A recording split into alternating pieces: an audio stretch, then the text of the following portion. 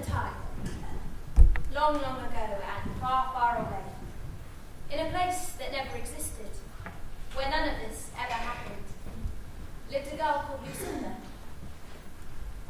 She lived with her parents and baby brother in a tiny cottage in a small village in a moderate to average sized kingdom. And aside from all the famine and the pestilence and the racist, sexist social norms, it was a day. Lucinda was timid and obedient. She could most often be found hiding behind her mother's skirts or sat on her father's lap, tucking her face into the folds or wrapping safe arms around her, respectively. Her family grew grapes in what was commonly known as a vineyard, but because this was the past and no one knew anything in the past, the grapes they grew were very sour, face-tinglingly, bum-scrunchingly sour. Many purchases were made on the sly, either for enemies or to be secretly eaten by the very perverse. Because this was the past and no one knew anything in the past, Lucinda was free to roam the streets and fields with her mother or father, holding trays of grapes and searching for customers. Who will buy my tart red raisin? That's great in French. One bunch for a pfennig. An old German form of currency. Where are we? We don't know. Happy with her hands shyly enfolded in the warm, reassuring grasp of a parent, Lucinda had few worries as she skipped through the fields of beetroots and lemon trees. One day, she and her father saw the king riding by. She knew he was the king because instead of just one horse, he was riding on three. And these three horses were balanced on top of an elephant. And the elephant was covered in diamonds and was dead and made of gold. He was being carried by 20 soldiers wearing tabards that says, "Here goes the king on top of his golden diamond, dead elephant and three horses." As he went by, there was a great fanfare. But to make it really special, the composer had taken all the notes that no one else was using and had put them together to create something truly unique. In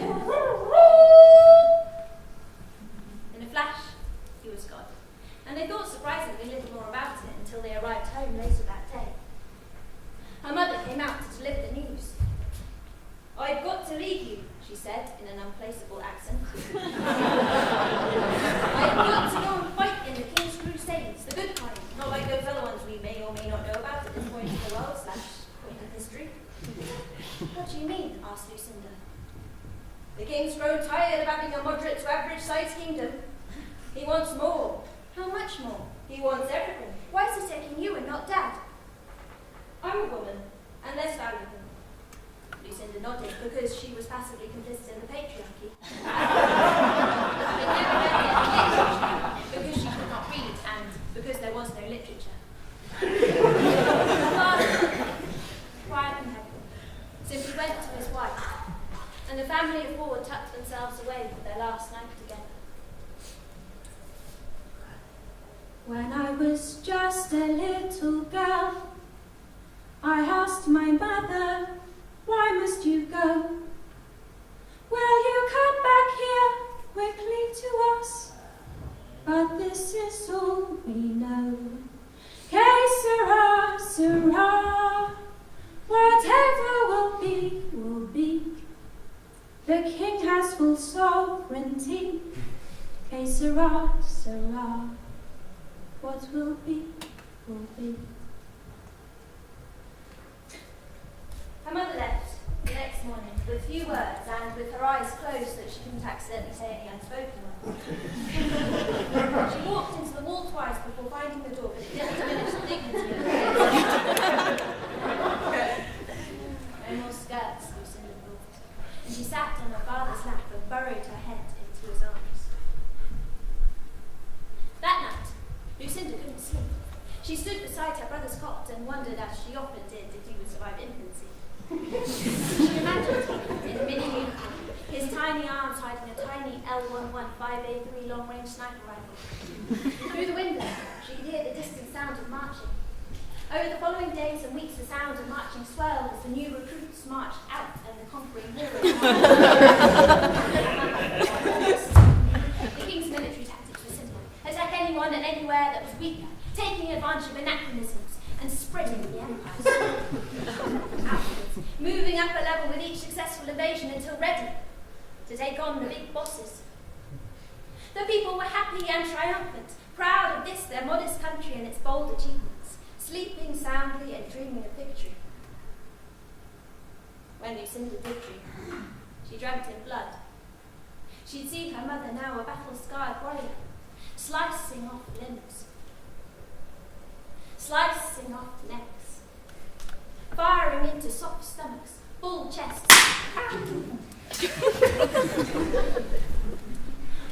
and eating their eyeballs like grapes. She'd watched her mother die 1,000 times, 1,000 different ways, and would grieve a total grief, an all-consuming real pain, imagine tears, only to see her alive again a second later, running across the battlefield, scooping up bodies. She wondered if her mother and her skirts would ever come home. In the meantime, grape sales were through the roof, since they were used when there was a shortage of bullets. Their thick outer shells used the internal bleeding on impact. Her father managed to hold the family of 3 together, doing funny noises to keep them entertained, like... But eventually, soon was put up to fight, taking his safe backs and warm arms with him, and leaving Lucinda to take care of herself and her baby brother. Their family of 2. Before long, news came that the final battle had been won. That was it. Everywhere. All the possible places, every nook, every cranny now belonged to the king. War. Ooh, what is it good for? Spanning and extending your territory. And a hurrah went up across the land. Celebrations, parties, dancing, rejoicing. Everyone out and celebrating. Now her parents could come home for Lucinda, and she swept her brother up and joined the festival, her shyness briefly thrown into the wind.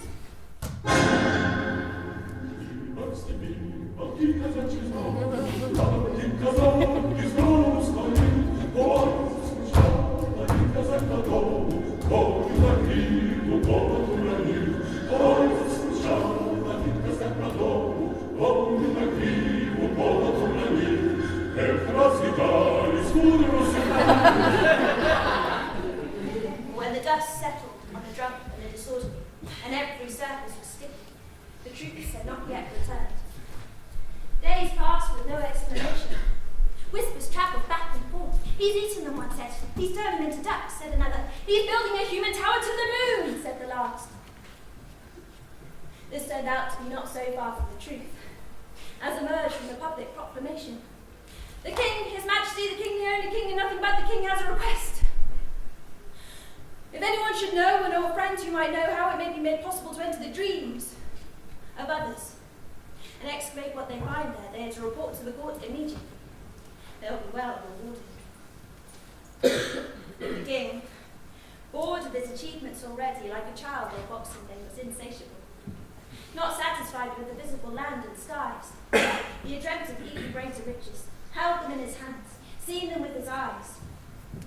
Only to wake and find his eyes dark and his hands empty. Lucinda didn't have any ideas. Figured no one else would either, and eventually the king would have to give up and send his armies home. And then her parents would go back to parenting. She was too small to manage by herself, but her brother's sweetness was being steadily overshadowed by his less than sweet deposits. Someone must have known something though, because people began reporting strange incidents. Someone had dreamt all their teeth had fallen out, only to have them collected one by one. Another had flown to a tropical island all its own, to find it swarming with soldiers. Another had been taking an exam completely naked, as usual, when martial law was declared at the school and all lessons cancelled. In many cases, the subconscious fought back, building imaginary tanks and fighter jets, spewing out an endless stream of privates, lieutenants, sergeants, spitting them out in towers, all of whom bore an uncanny resemblance to the sleeper's mother. Or it produced something so surreal that the king's armies disintegrated into butter, or couldn't fit in their wedding dresses, or had 1,000 bees exploding out of their mouths. In these circumstances, they simply retreat and attack again an hour later. The people were in uproar. This was not the deal. They felt violated, exposed, their deepest, darkest secrets now open and available for the perusal of the king, to pick and choose whatever he fancied. They were hardly comforted by the official line that this would make the kingdom safer, richer, fuller. Slaughtering innocents, burning villages to the ground was all well and good. This This felt like a betrayal of the king's own people. Once they muttered about it for a few days and signed the odd petition, they slowly quieted down. Lucinda ate grapes to keep herself awake, while her brother decided that now was the time to start sleeping solidly, his round moonlight face so peaceful and content. Once, when he was fast asleep, she thought she heard a faint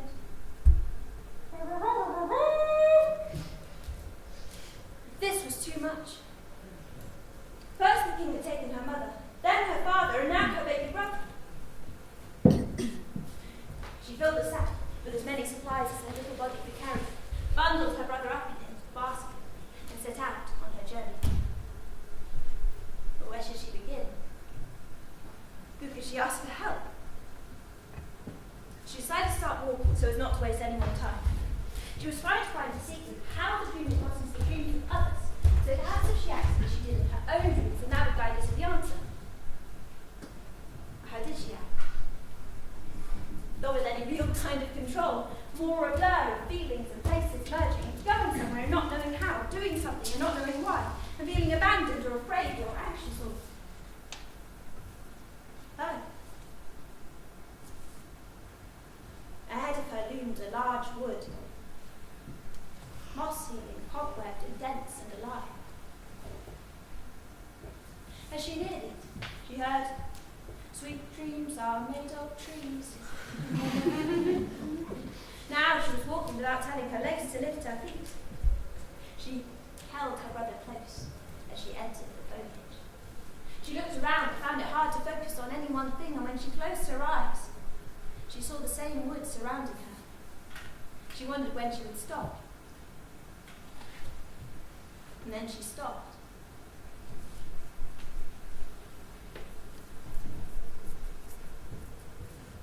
"What's this skinless potato doing in my forest?"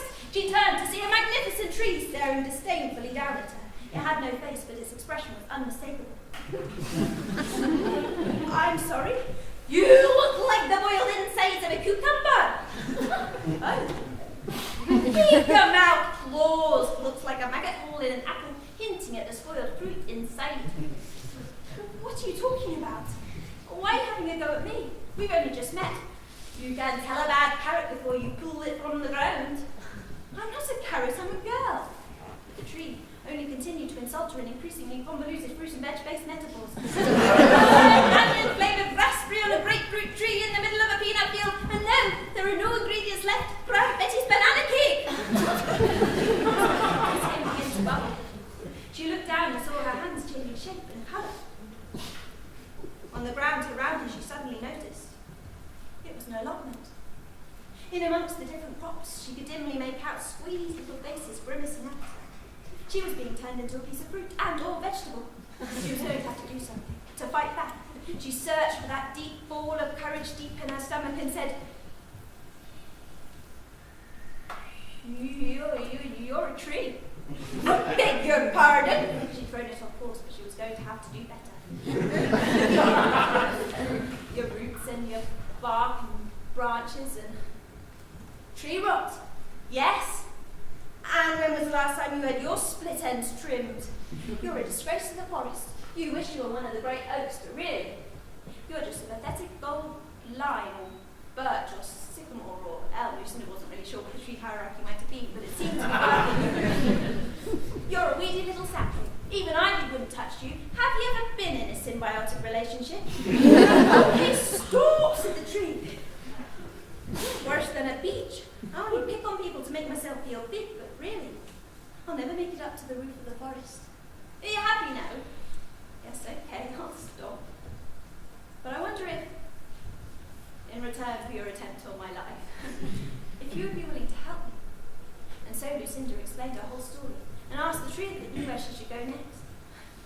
"I know exactly where you should go because, as luck would have it, the whole forest is designed for this very purpose. If you keep following your feet and letting your mind go under, you'll come across a large pool of water. Walk into it. Don't hesitate. If you hesitate, you'll start to think. And if you start to think, you'll drown. Just let yourself sing. Don't think, just sing. Just sing. Without realising, Lucinda had already started walking and the tree was almost out of sight by the time she noticed she was moving at all. She didn't know how long it took her to reach the lake. All she knew was the moment she reached the edge. It glittered and pulled. She looked down at her brother still asleep in the basket, his round moonlight face so calm and serene. She could almost see those thick skirts, the dependable knees echoing behind his sleeping eyes. She couldn't take the baby with her. Not into the water, it was too dangerous, he wouldn't understand. She found a kind of cradle formed between the branches of two intertwining trees and covered him with a blanket of moss. He breathed softly as she left behind the final piece of her family puzzle and returned to the water. Are you really going down there? Past the stage of scary this time. Remember to live, you have to breathe air. Have you truly lost your mind? Don't think, thought Lucinda. But then she realised that was thinking. Don't think. But how can I think to not think when thinking thoughts is thoughts unthought? Oh, bother! Let my mind wander, the tree said. Perhaps if I think about grapes. Yes, grapes, jumping over a stile. Perfect! One grape, two grape, three grape. And so Lucinda began to walk into the water as the grapes bounced through her mind. It was up to her neck, 20 grape, 21 grape, 22, it was lapping at her mouth, 25, it was sneaking up her nose, 27, oh no, I've lost count. Lucinda suddenly became very aware of the water splashing at her face. She began to panic, but she couldn't stop herself from moving deeper and deeper into the water. She tried to hold her breath, but the water was already filling her, choking her, drowning her. Her eyes wide and wild, she tried to move her arms, but couldn't. Why couldn't she swim? Why couldn't she save herself? Then the tree's words came back to her. Don't think, just sing. Don't think, just sing. And so Lucinda tried to calm down, to let go. She sought out that thick black part of her mind, the tripping bog that fills us up and drags us down to sleep. She moved deeper and deeper into the water until she was no longer walking, but floating. The water was warm, and it was blue, and it was green. And she found she could breathe again, or rather she wasn't breathing, but she wasn't not breathing. The current pulled her along, sweeping her past colourful wonders, until she saw something glowing in the distance. As she neared it, it grew more vibrant, an alluring golden yellow that flickered and danced. She reached the bottom of the lake with a gentle bounce and found herself at the mouth of a cave. Inside, she could see a fire burning brightly, and a woman sat on a rug, calmly embroidering. This is very atmospheric, said Lucinda. Thank you. I worked hard to make it what you're expecting. What's your embroidery? I'll show you in a minute. Would you like a cup of tea? Oh no, I'm in a bit of a rush. It's no bother, dear. And the woman slowly got to her feet and shuffled over to where the kettle was hanging above the fire. But then, oh darn, nearly forgot my oven gloves. Would have burnt my hand off. What am I thinking? In what felt like an eternity, she then shuffled over to where the oven gloves were hanging, shuffled back to the fire, put on the gloves. I'm sorry, I really don't have time for this. Almost got it, love. She carefully carried the kettle over to a collection of stove-themed mugs and returned with a cup of tea for Lucinda. Thanks. Great. Now, I really need your help. Hold on. Why don't you start from the beginning, Lucinda? How do you know my name? You know the whole story, don't you? Well, no. I'm not going through it again. I'm very tired, so if you don't mind, can we just get straight to the point? There was this hole. There was one bit that was really quite good. Look, do I have to go somewhere else?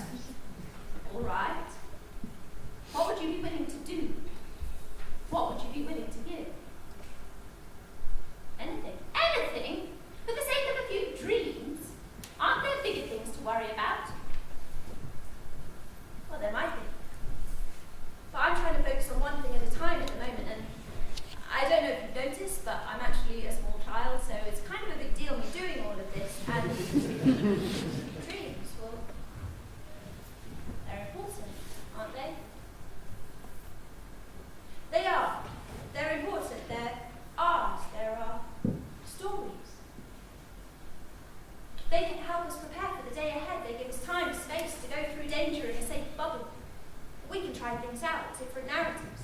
We can fly. We can do all the things we'll never do while we're away, even if we don't remember them. And, well, if I'm honest, I don't really know why they're important. I just know that they are. They're what makes us animal. And I think that's worth protecting. So, can you help me? Yes, I can give you what you need. Oh, brilliant, thanks. And the woman went over to her desk, took out a quill, because you can't do anything magic with a biro. She wrote something with a scrap of paper. If you read this aloud to the king, then he will lose his ability to control the border into the dream world. But you must make sure that he hears you, that he is listening. You understand? Yeah, great, listening, thanks. Just a minute. I'll need something in return. Oh. Okay, well, I have some bread left. I can cut off that bit of mould, or I think I have a break left somewhere. But the woman simply held up her hand and said, I'll show you my embroidery now. Okay. The woman shuffled over to where the frame was and turned it to show Lucinda.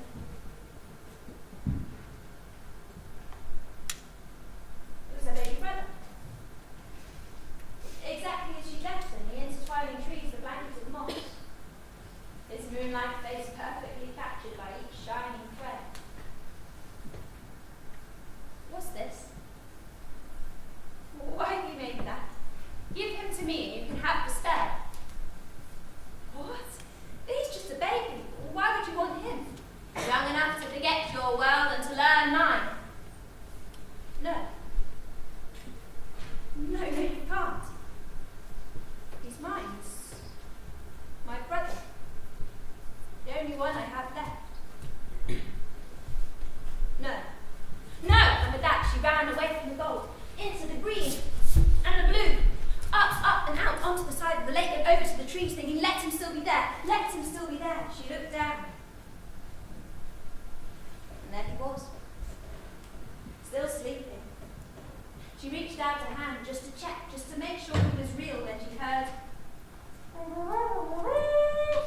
She whipped back her hand. Her eyes closed, eyes trembling, shaking at the thought of the far-off decision. Half fainting, she didn't know if she said the words out loud. Take it. She fell, and the world vanished. Are you all right, miss? She woke to find herself in the village square. A lanky young lad was shaking her. Yes, I can't quite remember how I got here. You probably fainted. Been happening a lot lately. Oh dear. She shakily got to her feet. I feel like I've had the strangest dream. Join the club. Lucinda frowned. She could feel something on the edge of her mind, something she needed to do. What's this? She reached into her pocket and found a scrap of paper. Suddenly it all came rushing back. I had to get to the palace immediately, but the lad only stared at her. There was no time to think, so she started running. She ran until she had no more breath. And then she jumped on the back of passing carts, each one taking her closer and closer to the towering monstrosity that was the king's palace. Though as a beach, she scoured the many peaks and turrets until she found the most glamorous, the most outrageous part. That was her destination. She decided the best way to go about it was to be bold and confident, to stride on in there. Hey, what are you doing, little girl? Bollocks. Decided boldly and confidently, legged. Oi, now back here! She leapt into corners and up narrow staircases, twisting her tiny body through anything hidden to the adult eye, until finally she stood and saw a door covered in carvings of the king in a variety of different poses. Inside she could hear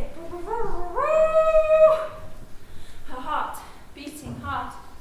She gently pushed open the door and slipped through.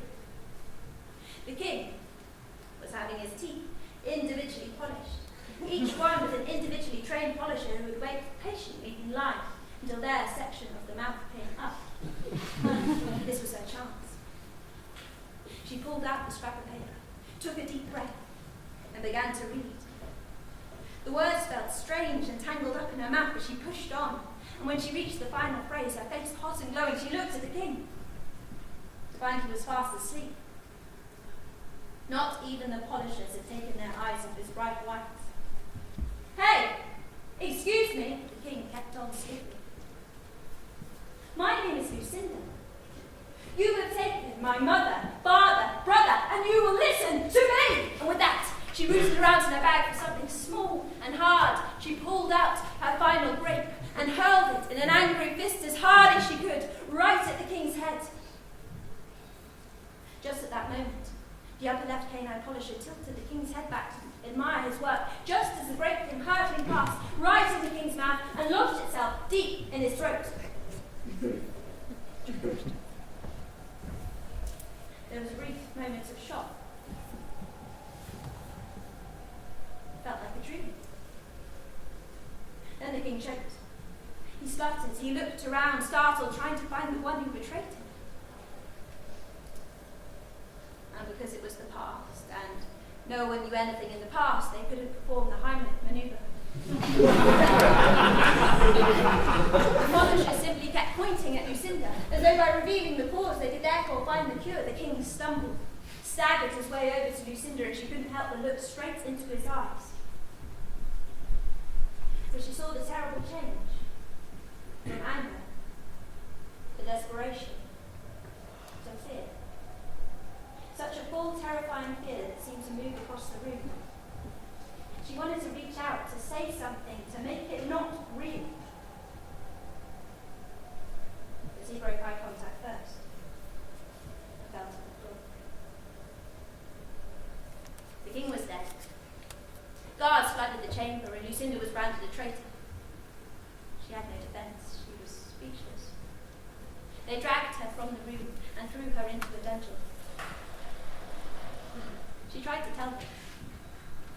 She tried to say that she hadn't meant to kill anyone. She asked after her brother, for her mother, her father, the skirts, the laps, the arms. She told them about a talking tree and a lake with a fire at the bottom and a woman living underwater. But they just thought she was mad. And after a few months of fruitless torture to find her true conspirators, she was left alone in the darkness. The king's nephew took over the kingdom, but he was more concerned with having a well-stocked larder than an iron fist. The newly acquired territory staged revolution after revolution, establishing republics scarred by their brief colonial past but free to find their own tyrants. The kingdom became moderate to average size once again, and the people couldn't have complained more about it. "We used to rule the world, don't you know? You should have seen our king. Best king we ever had. Could have done anything for us." Those were the golden years, the golden age. Lucinda's parents never came here, most likely having met one of their many imagined ends. Meanwhile, Lucinda spent the rest of her short life forgotten, presumed insane, tucked away in a prison cell, left behind by a people that would never know how much they owed to this little girl. A mother, father, brother, sister, all for a kingdom that was now free to dream. To dream of adventure, of the mundane, of the surreal. To let their subconscious run wild, telling stories just for them to hear. The beautiful, the ugly, the disturbed. Free from intruders and snoops. In the cold, lonely nights, when a scrap of moonlight would pierce the chink in the wall, Lucinda would dream the same dream. By the intertwining trees, under a blanket of moss, she would see her brother's sleeping face, hear the rustle of skirts, feel the gentle arms, and she'd sit and listen to his soft breathing in a world that was all their own. Stars shining bright above you. Night breezes seem to whisper, I love you. Birds singing in the sycamore tree.